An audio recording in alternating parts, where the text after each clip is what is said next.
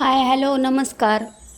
माझ्या मिनी ब्लॉगमध्ये बघा पूजा आत्ताच झाली. आता मी खिचडी करणार आहे.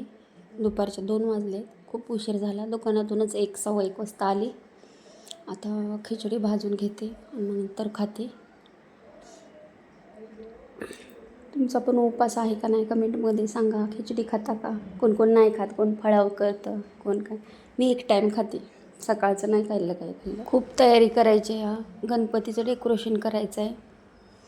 नंतर गौराई पण असते त्याचं पण बनवायचं आहे काय काय. त्याच्यामुळं खूप व्हिडिओ पण येतील, बघा आणि नक्की सांगा.